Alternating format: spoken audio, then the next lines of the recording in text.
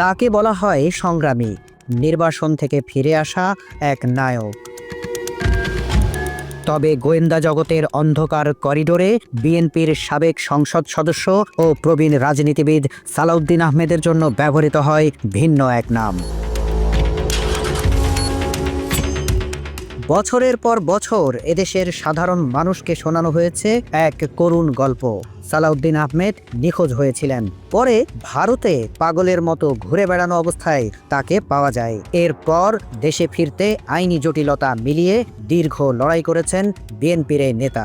আমাদেরকে বলা হয়েছিল এভাবেই, তাই তো কয়েক বছর সহানুভূতি নিয়ে এদেশের মানুষ অপেক্ষা করেছে সালাউদ্দিনের ফিরে আসার।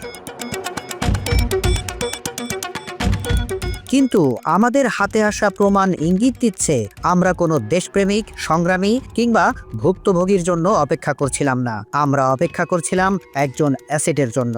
দেশে এখন আর বিদেশি মাল নাই।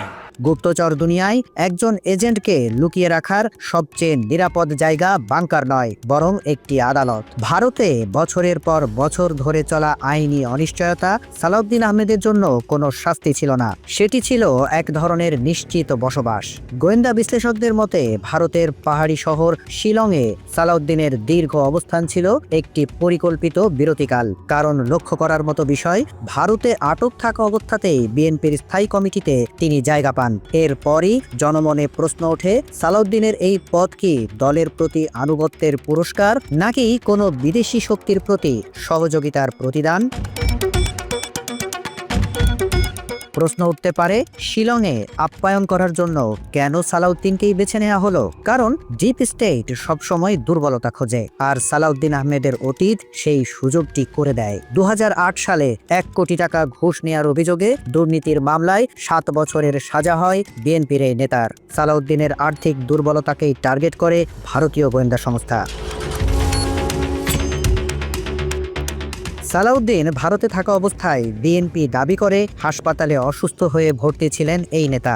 অথচ ওই সময়ে সালাউদ্দিনকে নিয়মিতভাবে শিলংয়ের সরকারি রাজভবনের কাছে একটি সেফ হাউসে নেওয়া হতো, যেখানে ভারতীয় গোয়েন্দা সংস্থার রিসার্চ উইং এর সাথে দেশটির শীর্ষ পর্যায়ের কর্মকর্তাদের ব্রিফিং চলত নিয়মিতই। আমার কথাবার্তা শুনে হয়তো তাদের কাছে আমাকে পাগল মনে হয়েছে। প্রকৃতপক্ষে ভারতে আটক থাকার ফলে বিএনপির সাবেক এই যুগ্ম মহাসচিব মূলত আরও নিরাপদ ছিলেন। কারণ সালাউদ্দিন ভারতের যেখানে ছিলেন সেখানে এমন সব বার্তা আদান প্রদান করা যেত যা এনক্রিপ্টেড যোগাযোগেও পাঠানো নিরাপদ ছিল না।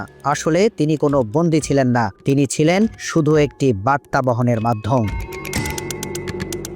আরেকটি বিষয় লক্ষণীয়, সালাউদ্দিন আহমেদ বাংলাদেশে ফিরেছেন আদালতের মুক্তির দিনে নয়। তিনি ফিরেছেন তখনই যখন তার আশ্রয়দাতারা মনে করেছেন এটা উপযুক্ত সময়। কিন্তু কেন তখন? কারণ দেশের পরিবর্তিত সময়ে স্বাভাবিকভাবেই সামনে ছিল জাতীয় নির্বাচন।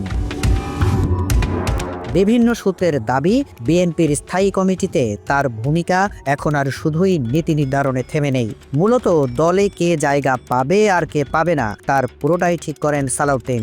এমনকি সংসদ নির্বাচনের সম্ভাব্য প্রার্থীদের যাচাই বাছাইয়ের দায়িত্ব পালন করেন ভারত থেকে ট্রেনিং নিয়ে আসা এই নেতা।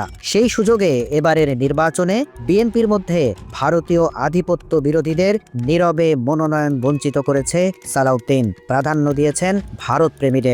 আমরা তো দোয়া চাই, আমরা বেক্ষণ দোয়া করছিলাম না, তাই বাঁচি আছি আল্লাহ বাঁচা রেখে। আমাদের হাতে আসা নথি থেকে জানা যায় সালাউদ্দিনের কাছে একটি যৌথ সীমান্ত ব্যবস্থাপনা কর্তৃপক্ষের খসড়া প্রস্তাব রয়েছে। এই প্রস্তাব সন্ত্রাস দমনের অজুহাতে বাংলাদেশের ভূখণ্ডের অনেক ভেতরে ভারতীয় নিরাপত্তা বাহিনীকে কার্যত ক্ষমতা দেওয়ার বিশেষ সুযোগ তৈরি করবে। আসলে শিলংয়ে যেই সালাউদ্দিন গিয়েছিলেন, ফিরে আসা মানুষের সাথে তার অনেক তফাৎ। আজকের সালাউদ্দিন আহমেদ যেভাবে অভিজ্ঞ রাজনীতিবিদদের মতো বক্তব্য রাখেন, তার চিত্রনাট্য লেখা হয়েছে সীমান্তের ওপারে। তিনি বাংলাদেশের তৃণমূল মানুষের কথা বলছেন না, প্রকৃতপক্ষে বাস্তবায়ন করছেন তথাকথিত শিলং প্রটোকল। সালাউদ্দিন আহমেদের প্রভাবে থাকা কোনো দলকে ভোট দেয়া মানে শুধু নতুন সরকার বেছে নেওয়া নয়, একটি শিয়ালকে মুরগির খাঁচায় ঢোকার অনুমতি দিয়ে দরজা খুলে চাবিটাও তার হাতেই তুলে দেওয়ার মতো অবস্থা। খোদা হাফেজ।